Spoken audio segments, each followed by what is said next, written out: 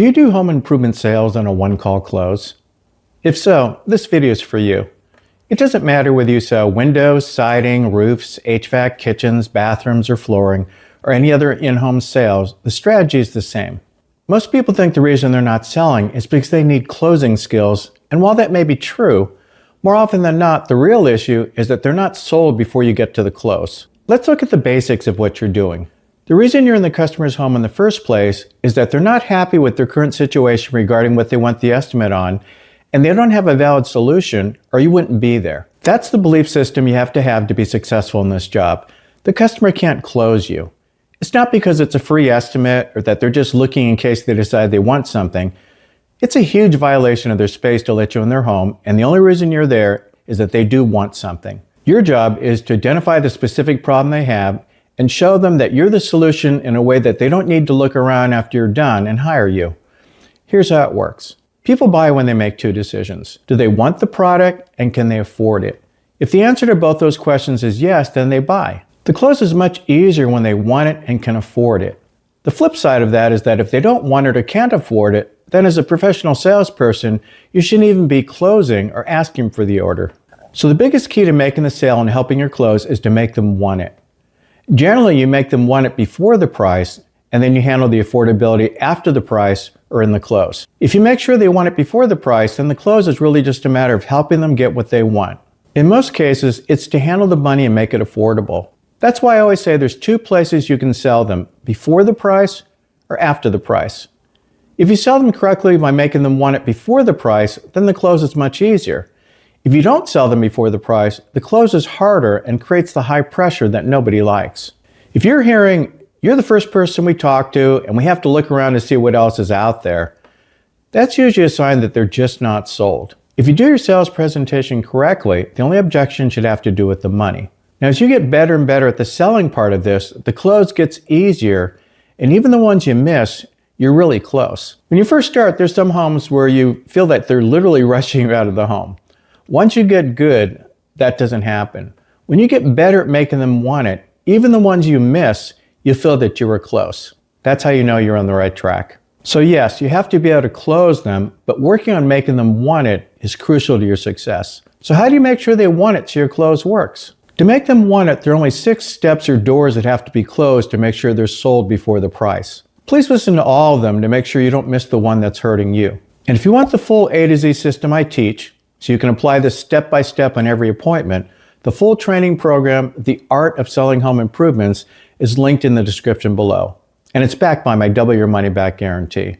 The first step is you have to be able to get a good connection with them and lower the natural sales guard people have when first meeting an unknown salesperson. Well, I'm not buying anything today. I'm going to get 52 estimates, are common sales resistance you get in this business, and you have to lower that guard and, more importantly, get connection with them. Rapport connection skills have to be stronger because of the diversity of customers we see. No other sales job has you seeing a truck driver, bank president, and 80-year-old widow in the same day. All require different types of connections and different styles to sell them. For example, the bank president wants you to get to the point and you have to explain what it does and less how. The 80-year-old widow requires a much more warm and fuzzy rapport and not only wants to know what it does, but in some cases, how it does it like that. You need enough connection that if they're being a you-know-what at the end, that you can call them on it and they won't throw you out. The other thing a great connection gives you is trust. Ultimately, what they're buying is you, and a great rapport and trust sells you. I always believe that if every customer believed everything you said, then every customer would buy. Think about that. The second door that has to be closed is clearly what their problem is and to create more need and desire for your product. This is usually done in what's called the needs assessment part of your sales call.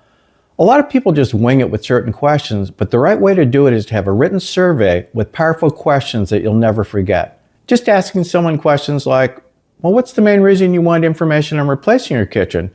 Their answer reinforces their desire and helps create urgency. Well, Ron, I don't like my kitchen because it's outdated, and I'm embarrassed when my friends come over, and because it's so dark, it's depressing to use it. A good survey has many more questions like that, and when you close the store correctly, you'll never hear, well, we're not sure if we're actually going to do the work, and that's something we need to think about in the close. The third thing you have to make sure they're sold on or the door is closed is that you properly sell them on your company. If they only want to do business with you and your company, then it's less likely that they'll want to shop around and get other estimates. When someone wants a Coach purse or a Rolex, they aren't shopping at other purse or watch companies. It's as much as part of the purchase as the product itself. The biggest thing you have to learn is how to sell your company in a way that separates you from everyone else and in a way that doesn't sound scripted to annoy the customer. Position yourself as the lowest risk way to get the work done. The main reason people don't buy is because of risk. Risk of making a mistake by buying poor quality and no warranty, etc.